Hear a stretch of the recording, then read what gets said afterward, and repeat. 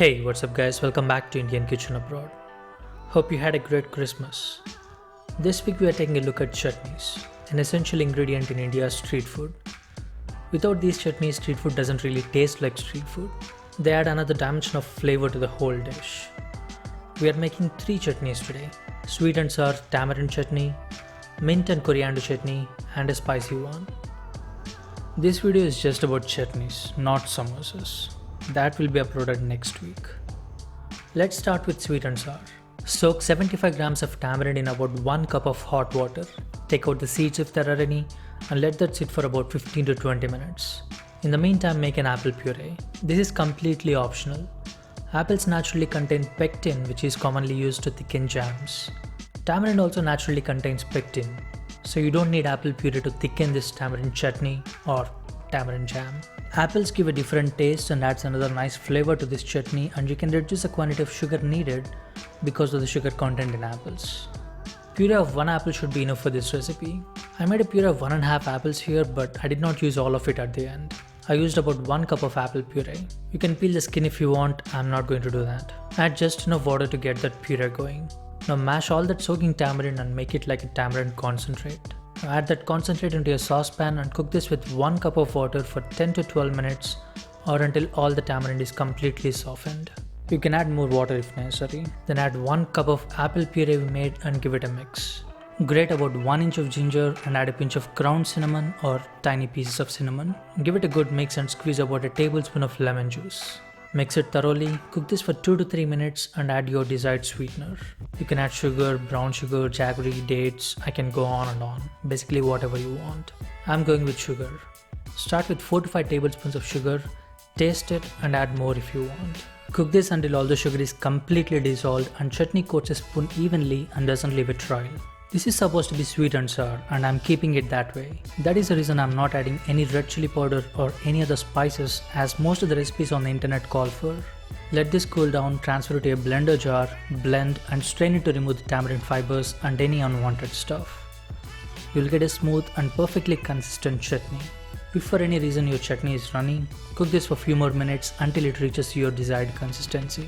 Store this in a squeeze bottle for easy dispensing or an airtight container. This will stay good for at least 2 months in a fridge. This was really good.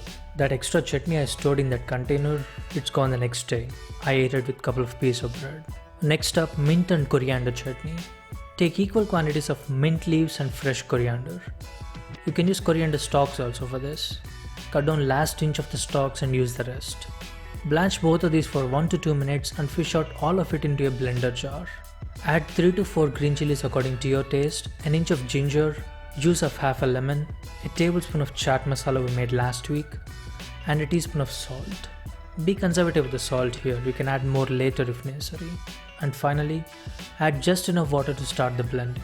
When everything is blended completely, drizzle in 2 tablespoons of any oil, olive oil or vegetable oil, or any other neutral oil. I'm adding oil while the blender is running. This way oil will be thoroughly emulsified with the chutney, which means we are breaking down the oil into teeny tiny droplets that remain in the chutney. This also acts as a preservative. Taste it and add some salt or lemon juice according to your taste and that's it. Pulse it so that anything you added later is thoroughly mixed. Store it in an airtight container and this will stay good for more than a week. Now for the spicy one, I'm making a simple dried red chili and garlic chutney. The dried red chilies are dormant. We need to wake them up by putting some heat under them. So roast them in an oven at 350 degrees Fahrenheit for 10 to 15 minutes or just dry roast them in a pan until they are warm for about 10 minutes.